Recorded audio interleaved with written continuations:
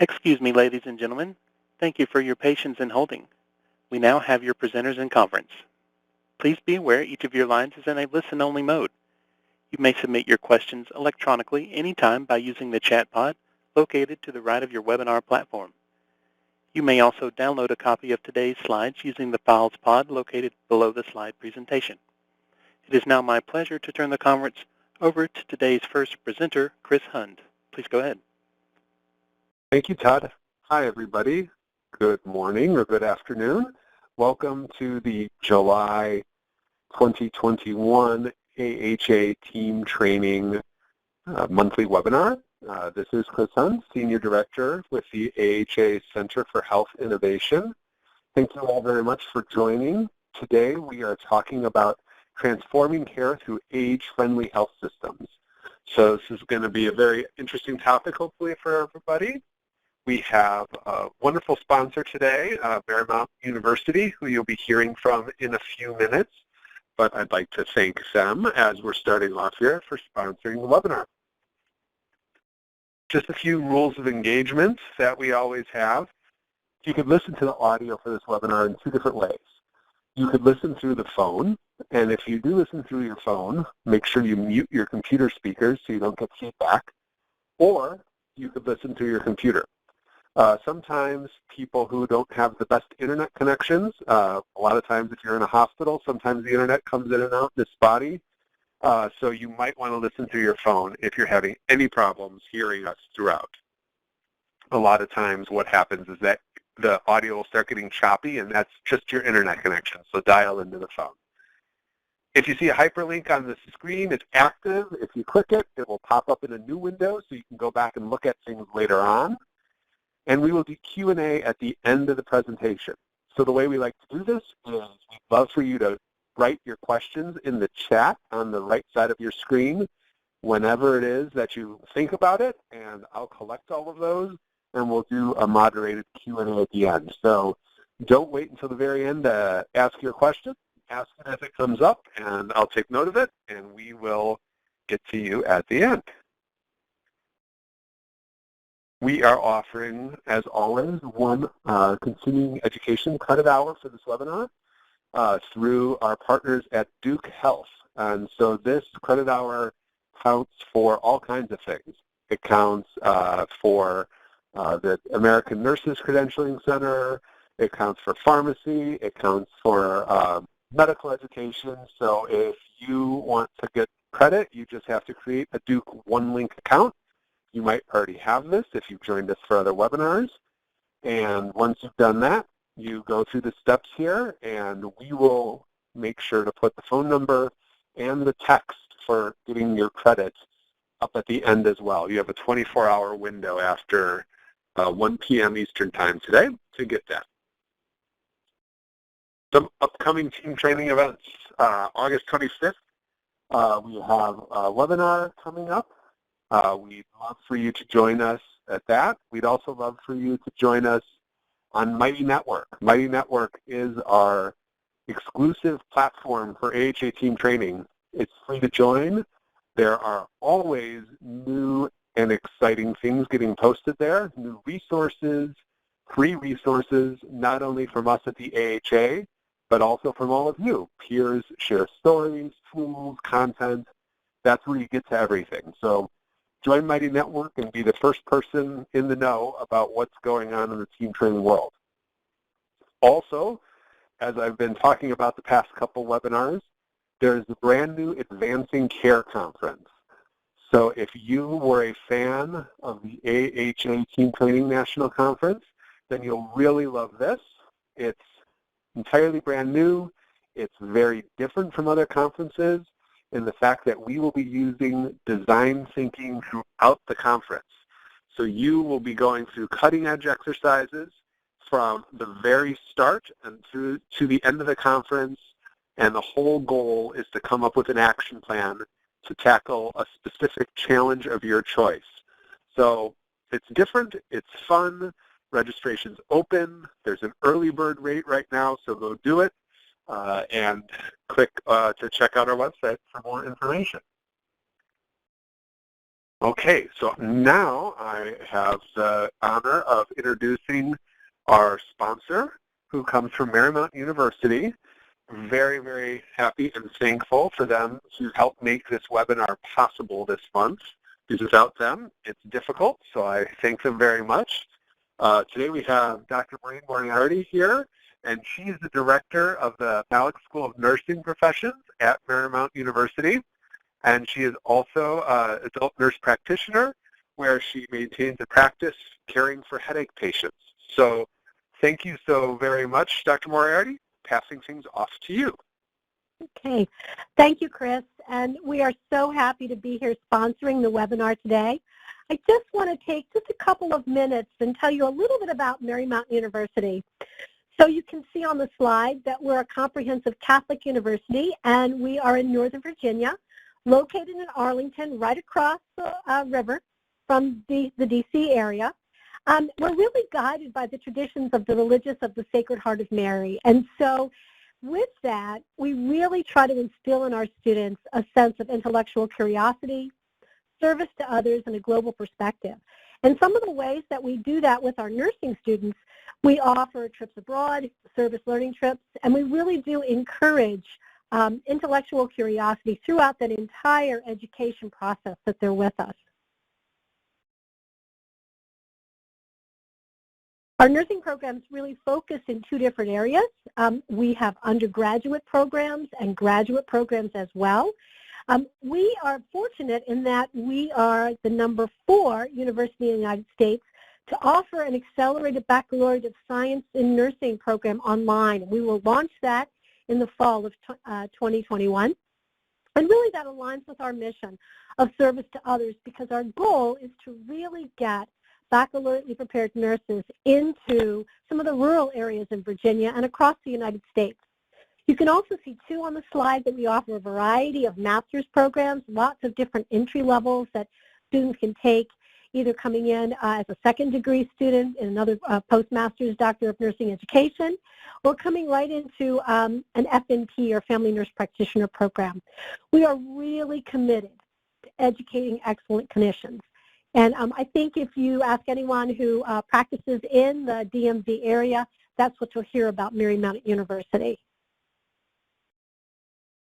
So I'm going to turn this back over to Chris, and thank you very much, and I look forward to the webinar. Thank you so much, Dr. Moriarty, and everybody, please check out Marymount University. The program sounds fantastic. I love Arlington, Virginia. What a great town. So thank you again so very much for sponsoring the webinar.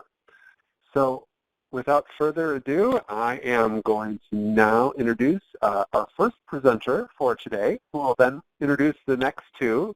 But I'm introducing Marie Cleary-Fishman, who's Vice President of Clinical Quality at the American Hospital Association. And she is a colleague of mine and a mentor and a wonderful person, so I am looking forward to hearing her presentation today as she talks about age-friendly health systems. Marie, over to you. Well, thank you, Chris. I appreciate that. Can you hear me okay? Just want to make sure. Okay. I hear you great. Thank you, Chris. Thanks for those nice comments, Chris. I really appreciate it, and it is always a pleasure to work with Chris and his team and with the age-friendly team.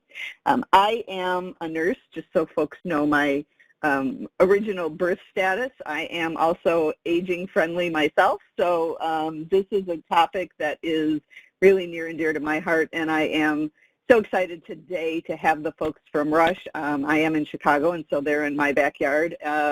And really great to be able to present with them. Miss seeing their faces in person. So we're really excited to have this group with us today and all of the interest. I will say that I saw some of the questions that were sent in advance, and what amazing questions. And I will try to address some of those as we go ahead and talk about age-friendly. So the Age-Friendly Health System Initiative, or social movement as we really prefer to call it, is funded by the John A. Hartford Foundation. And this foundation is a philanthropic organization based in New York, established by the family owners of the A&P grocery chain. And I don't know if anybody remembers A&P, but they were in my neighborhood when I grew up, so they're familiar. They have done amazing work. Since 1982, they have actually invested $565 million into aging and into testing and developing innovative evidence-based practices for the care and for improving the care of older adults. So we are very grateful and thank the John A. Hartford Foundation every day. Terry Fulmer and Amy Berman are the two folks that we work with all the time. They could not be more compassionate and dedicated, both in a professional and personal way, to improving the life of older adults as they experience healthcare in our hospitals and healthcare systems. So thanks to the Hartford Foundation for that. So let me talk just a little bit about why age-friendly. You know, I know that as people get interested in this in hospital health and health systems, you know, very often ask the strategic question, well, why? Why should we focus our resources and energy on this over something else? So I'm going to set the stage for you a little bit about that. And it's more important now than ever. Based on the number of adults that are age 65 or older, projected to double from 40 million to more than 98 million by 2060. So all you young kids are going to be overrun by those of us that are aging, and so our hospitals and health systems need to be ready to change the way they think about care and the way they care for an aging population.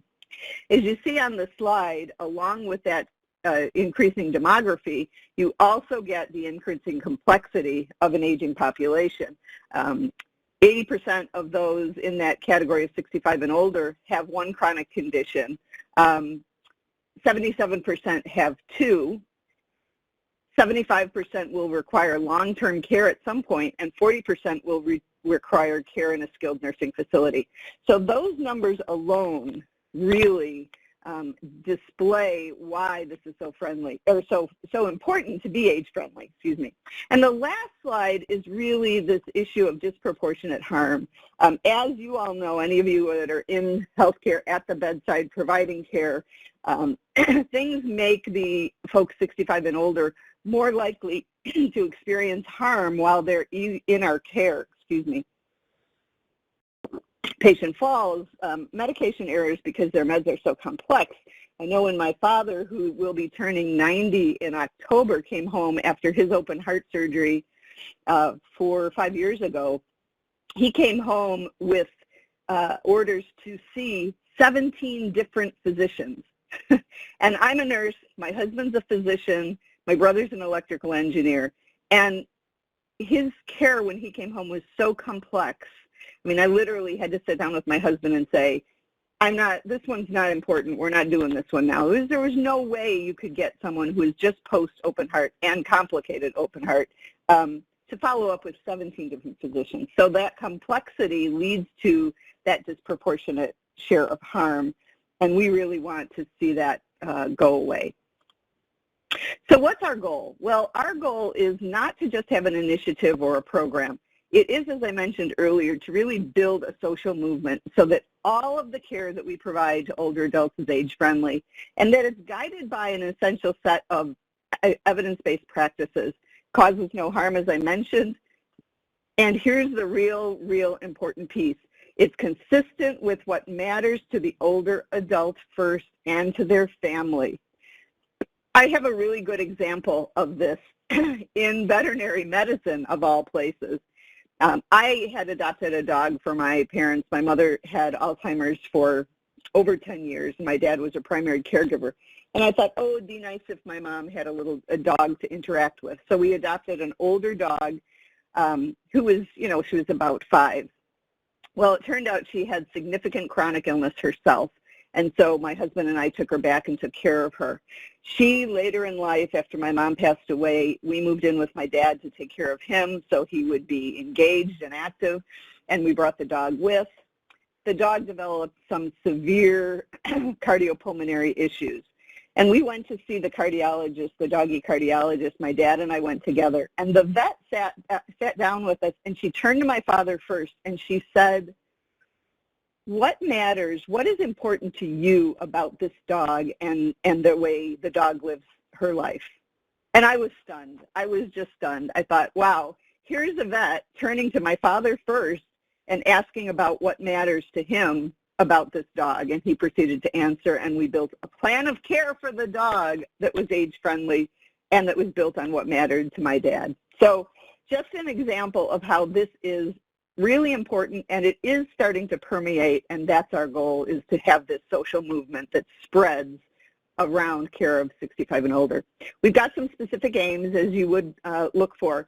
By 12/31/20, we want to reach older adults in 1,000 hospitals and practices and have them be recognized as age-friendly health systems.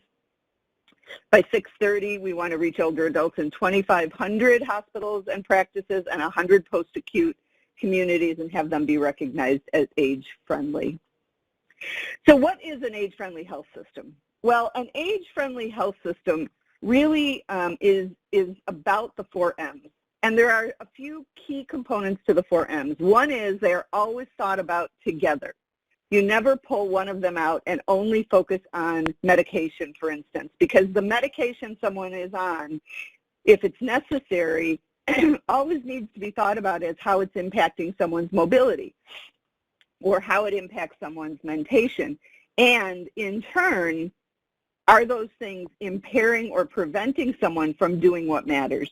I use my dad a lot for examples. I have a 17-year-old niece who is a killer volleyball player, and my dad lives to go to the volleyball games. So if he were on a medication that made him dizzy and impacted his mobility to climb the few steps to the bleachers, that would really impact his what matters. So we look at those things together, and we make sure that we are addressing them together, with the what matters, of course, being the key driving principle for how we think about what we do. But these things are synergistic, and they'll always work together. We build the age-friendly social movement by building action communities.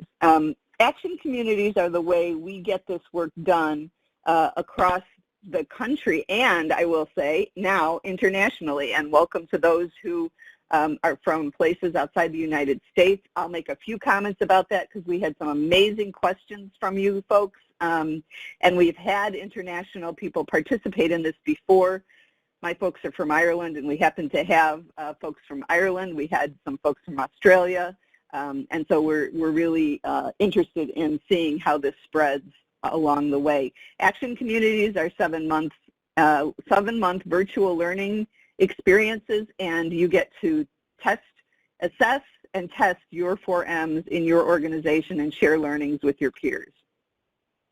So what does it look like to actually engage in an AHA action community? Well, here's the 7 months, as you see, and we've identified the activities that happen along the way. So we start out, and there are monthly interactive webinars. There are content calls that are focused on the 4 M's, where you get a chance to share your progress, your learnings, ask questions, and hear from your peers as well. We hope that we get to have one in-person meeting. If not, we will hold it virtually. The only reason, of course, we didn't hold it last year, well, we didn't hold it last year. I'm getting lost in time with COVID, is because of COVID. So we hope that we'll be able to do that this year, but we will see. You get to test your interventions and make modifications then in a PDSA cycle that helps you do that. You can share data on a standardized set of age-friendly measures. One of the things we were very sensitive to was not creating a significant amount of member burden when it came to that. And so the amount of data submission is not overbearing. However, I will say that if you work with your quality folks and get some of the measurement they're doing as well, there's a lot you can do to show your return on investment and show improvement beyond what we ask you to do. There are monthly topical coaching sessions which help as well with measurement and moving forward. And then there's a leadership track that specifically focuses on the leadership in your organization, the C-suite or the board, in teaching them how they can help you with this work and how they can help move it forward. So a very, very well-designed, important, and worthy time to spend for your C-suite or board folks to spend. These are the action community activities. You can see the cycles there. Those are PDSA cycles where you plan, do, study, and act, check, depending on your vocabulary that you use. There are 2 kickoff calls this September, and then you get to test your age-friendly interventions. There are monthly brief data submissions, and you can see that. You can see that tentative time for the in-person virtual meeting is February. In the past, I don't know if that's why the sun is there, it's been in Arizona. Those of us that live in cold climates look forward to that, but we'll see about that when things get a little closer. And then we have a celebratory webinar at the end of April when the action community ends. The good thing about the action community is there is always one going. The Institute for Healthcare Improvement is one of our partners. We work so very closely with them. And we run these action communities so that there's always one going. And so it doesn't matter whether you sign up with the AHA or IHI. We use the same content. We follow the same lesson plans and information for the action community, and that was done very intentionally so that you were able to join based on your strategic needs as an organization, and you were able to join with what worked best for you. So what's the work that each team does? Let me talk just a little bit about that. There are certain things that we're trying to accomplish. One of the things that's really important in the age-friendly work, and I think part of the reason folks are so successful with this has been one of the things during COVID that we saw our engagement remain consistent and stable with folks, and I think it's because the age-friendly 4Ms really helped people in managing those 65 and older and in helping them get the best care during COVID, whether it was related to COVID or whether it was related to a chronic need or an acute need that was non-COVID related. So the real key to that is that you know that you are already doing foundational work in mobility, in medications, in mentation. You're already doing those things, right? So you've got bits and pieces of this in place. So we start out by assessing what it is you're doing and then looking at what does it mean to provide that care consistently and with the 4Ms in mind, so that we're always looking at how those things interact together, and we're looking at it through the 4M, through the What Matters lens. You get to design and then adapt your workflow to deliver care that's consistent with those 4Ms and that fits the philosophy within your organization. The really important thing about this is studying your performance. Now, I've been in healthcare quality for a very long time, and when I started in healthcare quality, we did studies that lasted forever. We'd look at things and we'd try to collect data, and they just took forever, and by the time you were done, nobody really remembered what it was you started to do. What we're talking about here is really rapid cycle improvement, right? It's testing things in a small population. It might be a couple of patients, it might be one nursing unit, whatever you decide, and testing it out, checking, seeing if something works, and then spreading and disseminating it in a broader sense. But they're very quick, rapid PDSA cycles. And I think that's part of what makes this so effective. And then once you know that something is effective, as I mentioned, you can spread and sustain that care over time, and that's something that's really important, and I think the foundation for the work that we're doing. Now, there are 2 kinds of recognition that we strongly support and encourage you to go for in your organization.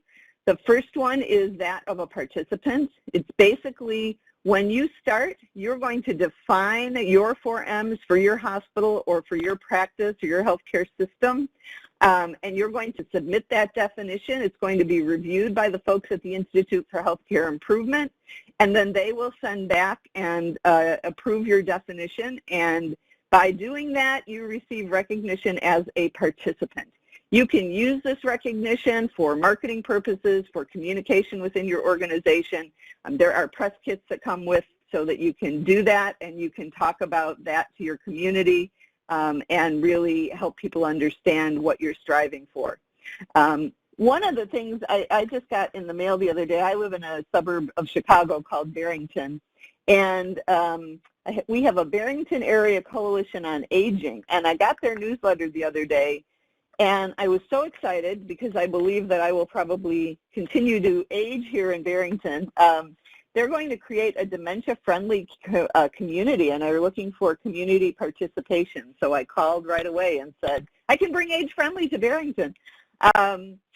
But it is important to have that definition and be defined as a participant. And it is important to your community, and I think sharing that information is something that's very positive. The second kind of recognition is committed to care excellence.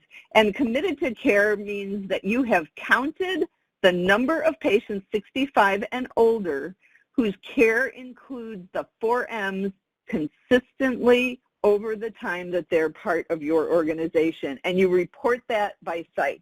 And when you do that 3 months in a row, you become committed to care excellence for older adults, and that's a second level of recognition. And we really want you to do this so that you can share and communicate and talk about the wonderful things that your care site is doing in order to better serve this population. So it's really important, not required, but really encouraged, and we love to help you achieve these things. And then you scale the work, and we report on it, recognize everyone on a national level and internationally, and I see we have Nepal with us today. That is just amazing. I hope we can do some site visits one of these days. I know Chris mentioned that to me too, so Chris wants to go too. So want to celebrate, because we talked about celebrating our great success, that we have met our first goal, which was to have 1,000 sites of care by the end of 2020. We are already at 2,065 sites of care, and all 50 states in the U.S. have joined. That's amazing, absolutely amazing. And we have our international sites as well. So just amazing work, and really gets to that issue of social movement. We have 470 sites of care that have received the committed to care excellence, and that is also amazing, celebrating that as best we can, all the time if we can. And finally, one of the things that I started out with was talking about the why. Why would we want to do this? Why would we want to, why would your organization want to commit to age-friendly? Well, one of the things that frequently folks talk about is, how do you bring value? How does something bring value to the organization?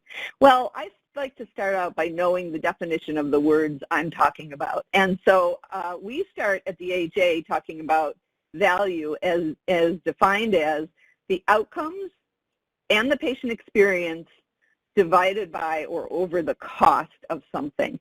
And so if you think about age-friendly, there are several ways that you can look at the value that this brings to the organization, in addition to all of the obvious kinds of value that we talk about, the improvement for the older adult.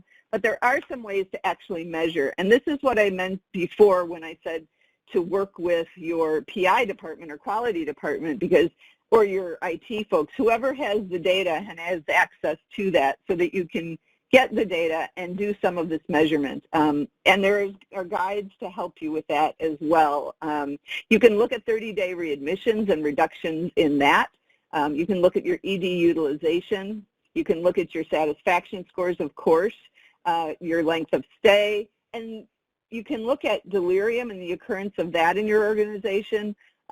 Or you can look at concordant care and how that's working. So there's many ways, and of course you would segment that data by those patients that are 65 and older and look at that. So if you were implementing on a particular nursing unit, you could also look at these things in addition to what we ask you to submit, and certainly get more information around what value this is bringing to the organization. We had one pioneer organization that started with us that looked at decreased waiting times for those 65 and older.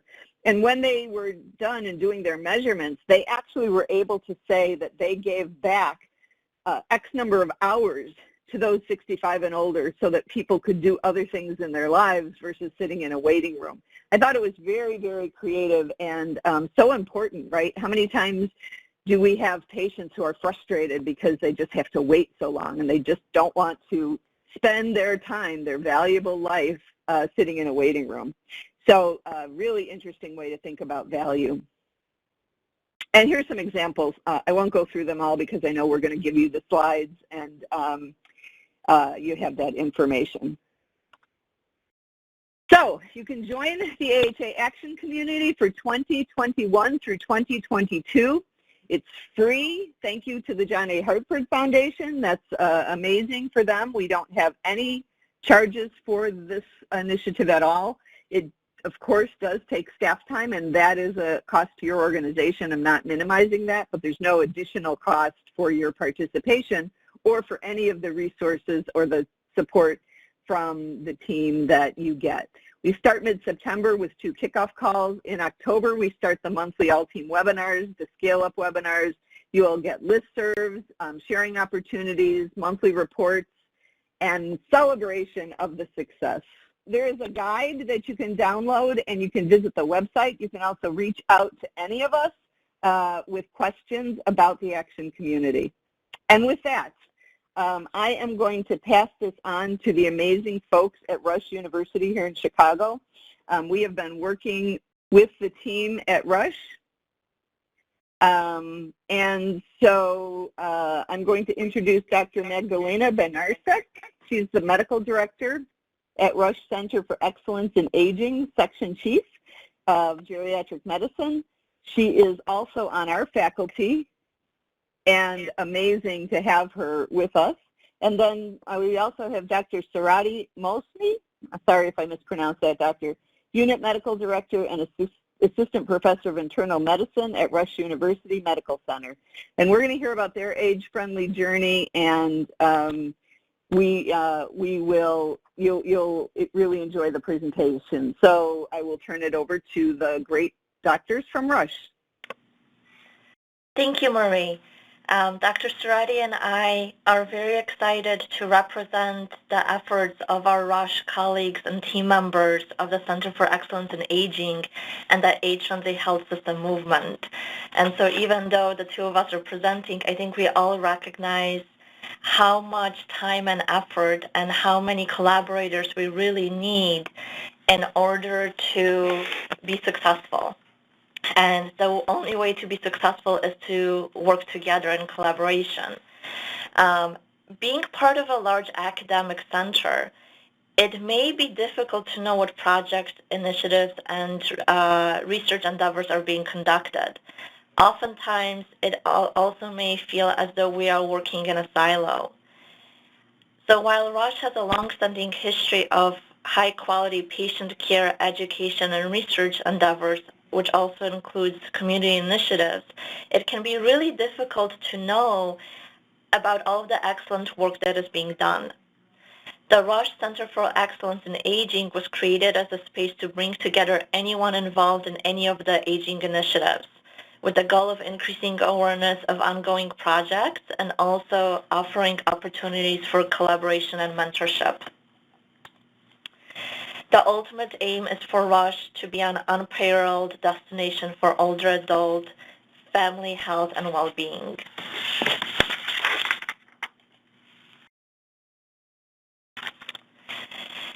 Rush has a long-standing history of working to improve the health of our surrounding communities and also caring for a diverse population who also experience significant economic disparities.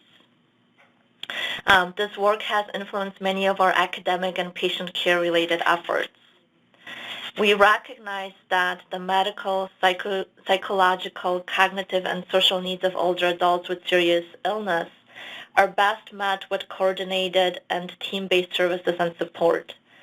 These services are best provided in a seamless care model anchored by integrated biopsychosocial assessments focused on what matters to older adults and their social determinants of health, individualized care plans with shared goals, care provision and management, and quality improvement with continuous improvement. Therefore, our age-friendly health system work is informed by the development of an essential care model for older adults developed by Robin Golden and Aaron Emery, who are the co-directors of our Center for Excellence in Aging. And so as we began our age-friendly health system journey, we outlined our steps in order to monitor our progress and ensure a smooth implementation of age-friendly health system.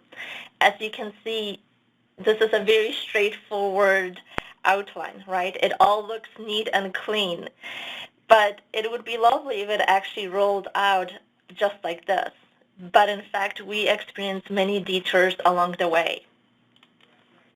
And so anyone who is involved in any sort of initiative really understands that success and getting to the finish line with our projects is never really straightforward.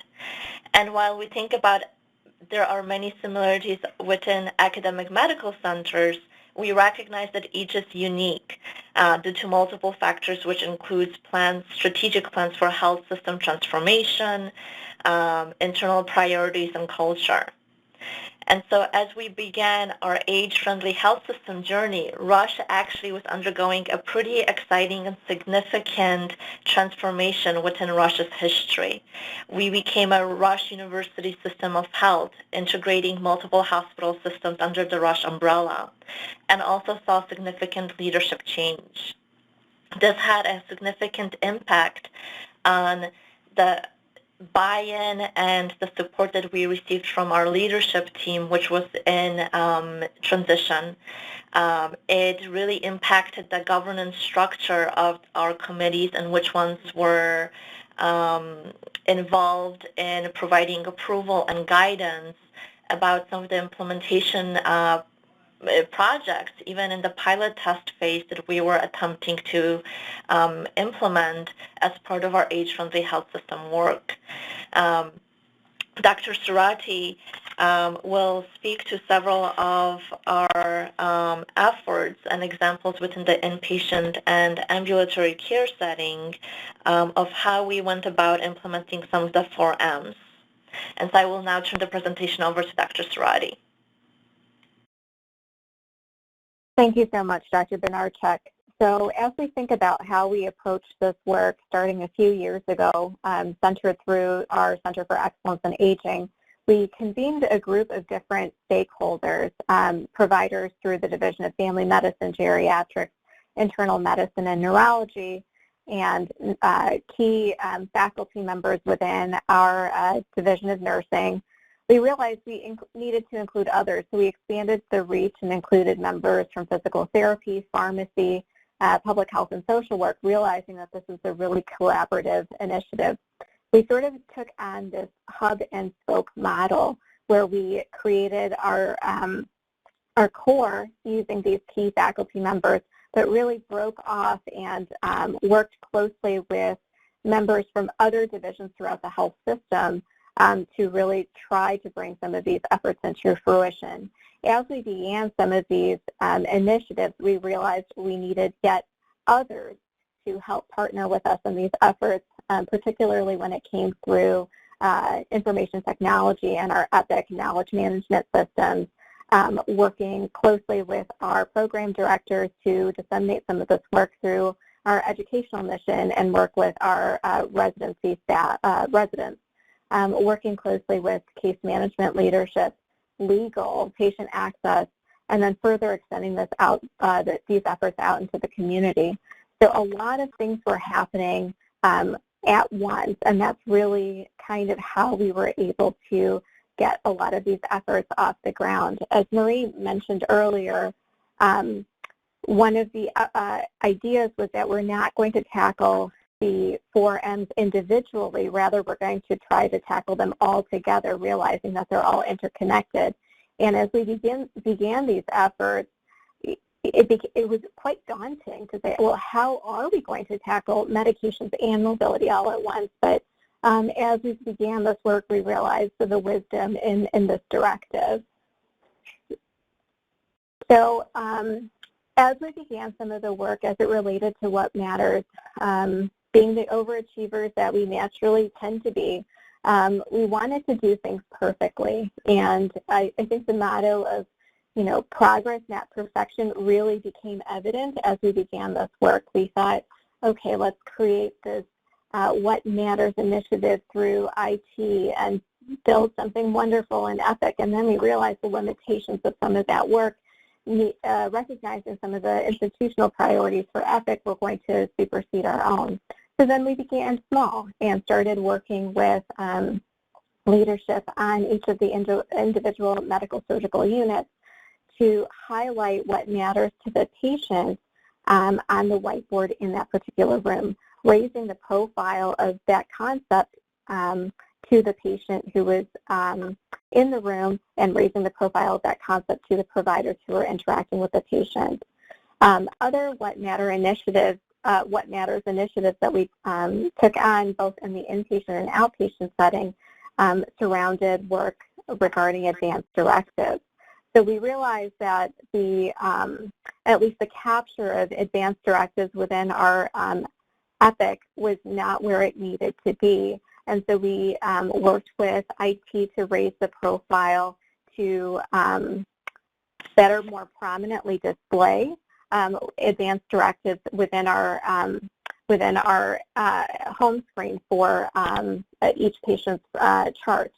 We also have been working more recently with our preoperative clinic and trying to identify a healthcare power of attorney for a patient. So we made one simple tweak by when asking the schedulers when they were going to schedule the appointments for the patient, asking the patients to bring in their healthcare power of attorney form if they had one, and if they didn't have one, to have staff reach out to them during the encounter itself to ask them to complete this. And as this pilot has been going on just over the last couple of weeks, we've been able to reach over 60 patients over the age of 65. So as I mentioned before, it's really these small tweaks that we've noticed has met significant success rather than trying to be too ambitious all at once. Of course, there's work that's being done on a higher level to try to make the entire health system age-friendly. But really, like I mentioned before, starting small offers the greatest opportunity for success. We've also worked on mentation efforts. So I was very closely involved with an inpatient delirium project with one of our nurse practitioner students to try to bring the same idea of like an ICU-style CAM assessment to the floor. We used the 4AT screening tool to help identify patients on the medical surgical unit to identify if they had delirium. And once they were screened, to target interventions to help to mitigate them. We also worked with our medical surgical nursing leaders to begin efforts on each of the floors to try to preempt delirium, to create an environment that was less deliriogenic. And through those efforts, we learned quite a lot about identification of delirium and better educate our staff about what delirium is and how we can work to prevent it. Other work that's been done surrounds depression screening and dementia screening, particularly as we look to increasing the number of annual wellness visits that are completed in the ambulatory care setting. So we've worked very closely with Rush Health in both the senior care and primary care clinics to try to increase the number of annual wellness visits that are complete. In order to try to support this work, we actually hired a couple of nurses to help complete portions of the health risk assessment that didn't need to be completed by the direct care provider. And by reducing some of this burden, that really freed up that visit for providers to focus on aspects of the wellness visit that really we want to emphasize, namely cognitive screening and advanced directives. There's work currently being done by one of our nurse practitioners in senior care to redesign the template to make it more user-friendly and less onerous to use, so that we can allow eyes to be engaged with the patient and rather than on the computer during the clinical visit. And so just on a personal level, what I would say by doing this work over the last couple of years, there's a significant amount of joy and satisfaction that I've gotten, and I know my colleagues have obtained by really, going beyond just the regular clinical work and striving to attain the values that we're all trying to seek, providing better patient care that is more tailored to the need of the patient. So I think, on a personal level, just doing this work has provided significant joy and meaning to the work. And as we reach out through the various residency programs and reach out to the residents, we hope to increase recognition of geriatrics and interest in geriatrics in our trainees. We hope that this work is making a difference. Rush has attained significant acclaim for our work and quality. We're rated #1 by Vizient out of 93 academic medical centers, and we have attained significant prominence through U.S. News and World Report as being an honorable hospital. So we think that this helps to further our institutional mission in addition to just being, attaining the goals of, providing good care to our patients.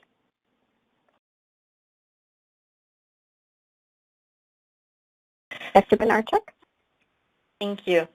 As Dr. Strati discussed, there's a wide variety of QI initiatives, and for the interest of time, we definitely didn't include or even list all the 4 M's right now, but yet we know that the opportunities for implementing and acting on the 4 M's are many.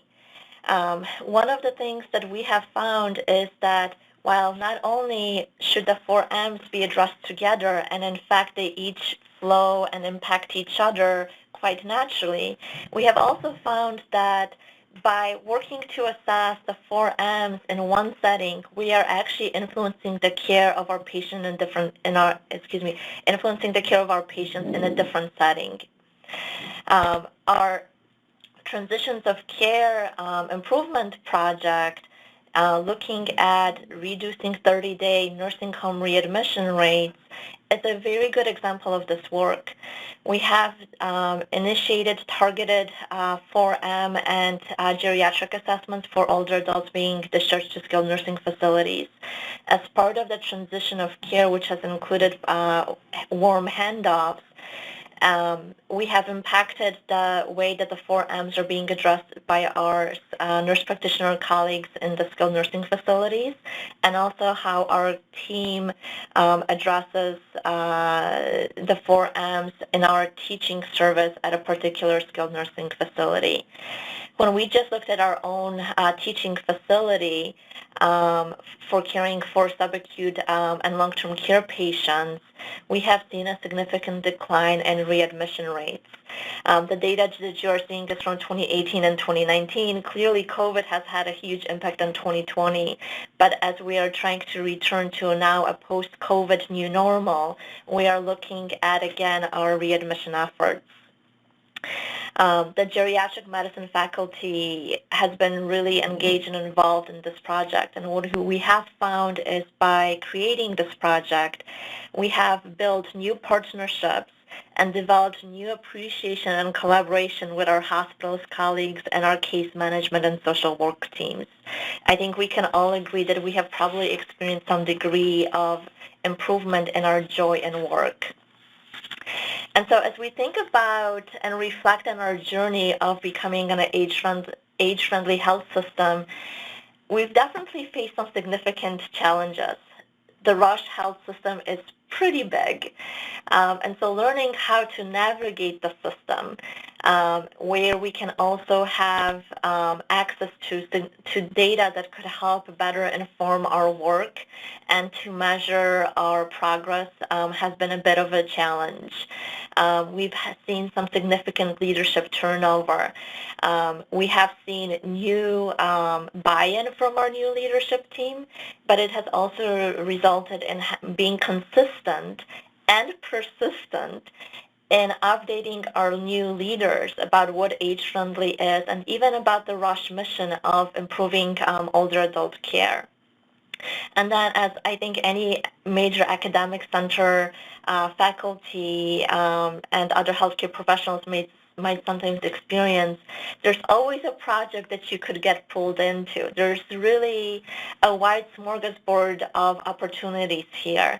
And so it's really about trying to find the best fit for the individual that's joining us, whether it's an interest, whether it's a project that they're already involved in, while not necessarily feeling too stretched or overburdened. We are fortunate in the fact that the Center for Excellence in Aging has really served as this jumping board and also this umbrella organization where we are able to bring in so many individuals who are interested in the field of aging together by creating 4M subgroups where specific individuals are members of a specific M.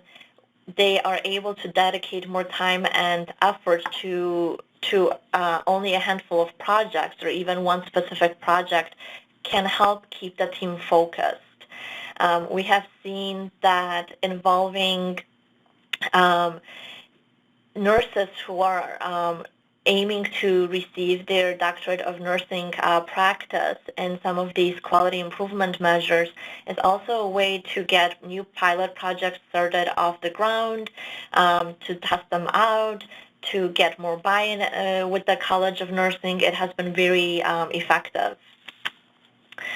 And so as we think about what we have done well, there's always something that we wish that we had known or done differently. Because Rush is so big, sometimes even the challenge of understanding our own organizational structure right now has been a challenge. And so sometimes we feel that if we had a little bit more clarity about the organization and what committee we specifically have to go to sometimes ask for permission or buy-in and support, it would have been helpful. But yet, that process of sometimes having to go and talk to multiple people has afforded us the opportunity to spread the message of age-friendly and to actually attain more buy-in because we've spoken with more people. More people are aware of our work and how important this is not only to Rush but to our patients and families. We actually did not have a huge marketing rollout when we became an age-friendly system or when we were going through the process. And so one of the things that perhaps in hindsight we wish we had been able to do is to have this huge marketing campaign that just really announced age-friendly. But yet at the same time, the fact that all of us had taken this low-key grassroots approach has really resulted in perhaps a little bit more of a personal engagement and buy-in from some of our members and stakeholders. And so in hindsight, it might not have been perfect, but it ended up working out well for us. Now the fact that we've had so much success, even in the initial couple of years, we are finding that we are having greater buy-in from our leadership because we've persisted. We've persisted through COVID. Before COVID, with a lot of the different changes that we've had. And so we have not given up. And so that means that this project here and this initiative is here to stay. And that also allows leadership to know that we are taking this seriously, that there's support across the entire health system in order to continue and to grow this initiative here at Rush.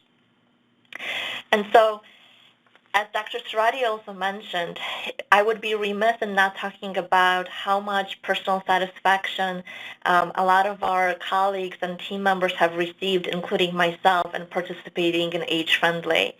This has really afforded an opportunity to meet other individuals who are so passionate for improving the care for older adults. it really feels that the work that I do on a daily basis now feels more meaningful.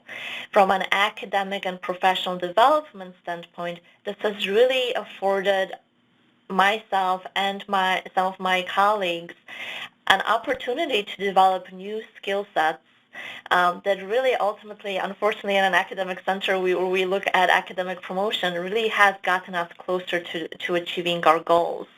And, you know, these goals will evolve over time. And so small success breeds that excitement to continue and not give up even if we experience setbacks. And also having a support structure where we have colleagues that are part of this process and are maybe in different projects either achieving success or also sometimes feeling like they're not making much headway. Having that support where we can encourage and celebrate each other's work can really feel very meaningful and exciting. And so as this new action community for age-friendly health system gets off the ground with this cycle, you know, becoming a participant in this action community is a wonderful first step in achieving age-friendly health system recognition. Words of advice are to have a dedicated staff person, if you can, that is able to track the processes, the outcomes, and the rationale for each decision that is made. As you go through this process, time flows very quickly, and again, you might not necessarily remember all of the decisions or the reasoning behind these decisions that were made initially. The more champions and the more supporters you can obtain, the better. It is very much an interdisciplinary process. Any champion matters, whether it's a student, a resident, or another trainee at a different level, faculty member, or health professional. Everyone is important. Encourage everyone to try to bring in a new member to the team. The more that you can spread the word and the more support and members that you can elicit to the team, the less likely that the entire team will feel stressed or overwhelmed by trying to become an age-friendly health system. Learn from your own experience also. Be excited about the work that you're doing because you will be successful. You have a wonderful network of support here with the action community and the other participants. And so it really is about building that community. Whether it's national or now international, we can definitely all learn and support each other.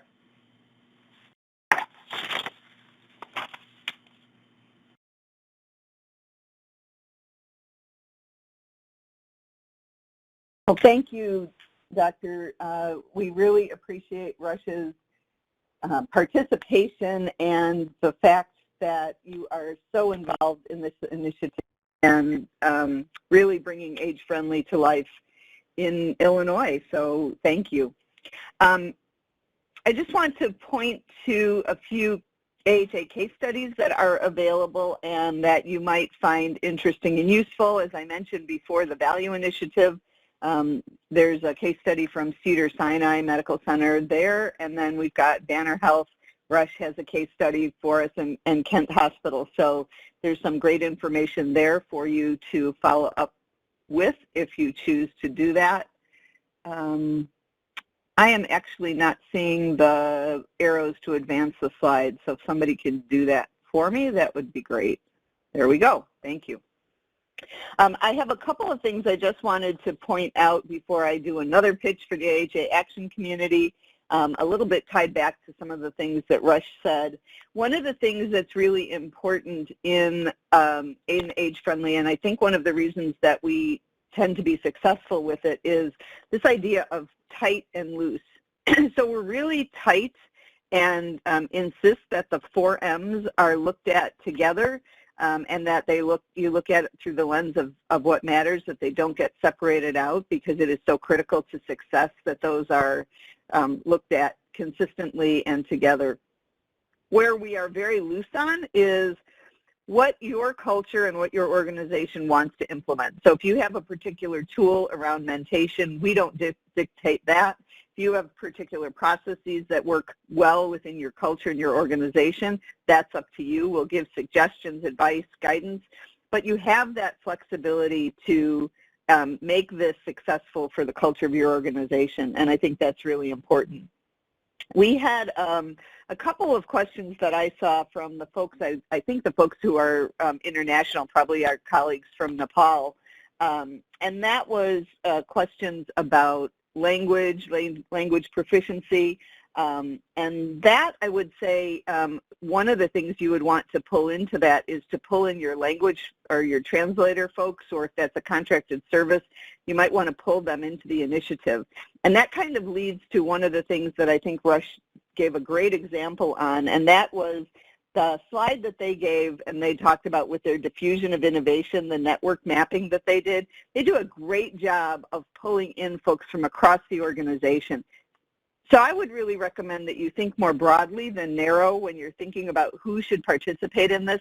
You know, the engineers, the housekeepers, the like I said, the language folks, the finance people. You know, this is not just a clinical initiative, and so Rush did a great job of giving us an example there of how they think about diffusion of innovation and how they thought about pulling people to this table. If you're really creating a social movement, I think that's important. Again, on the international front, I think one of the things is we start to see more and more folks come to the table from the international perspective. I think one of the things we will talk about as a leadership team is the benefit that might be there of pulling our international colleagues together and having some conversations around learnings and, you know, what things help them be successful and what things do we need to modify for that community in order to help you with that. So we'll certainly look at that. And then the last thing, two things I want to mention. One is the question somebody mentioned about the older adults not necessarily being tech savvy. Don't make that assumption. You know, be careful with that because, again, if you think about things through the lens of what matters, they may be tech savvy, and as the aging population goes forward, some of us will be. And then even if they're not, the people that they rely on for their health care may be. So their children, you know, their partners, whoever in their life might be tech savvy. And then finally, involve the community, those folks from your community health needs assessments or community departments. That was a question about vaccines, and the community played a great role in helping our 65 and older folks get vaccinated. I took my 90-year-old neighbor and got her a vaccine appointment. So it takes a village, as said. So thank you. Again, go back to the slide there. I think the slides advanced a little bit. Here we go. Let's see. Just to join the action community. Let's look at that. Sign up, call us, text us, email us if you need help or questions. We start mid-September with the kickoff calls and then actually start in October. We would love to have you represented. I see Kara's comment about continuing education. Thank you so much for your time and attention today. We really very much appreciate it. Thank you, ladies and gentlemen. This concludes today's webinar. You may disconnect your phone lines, log off the webinar, and have a great day.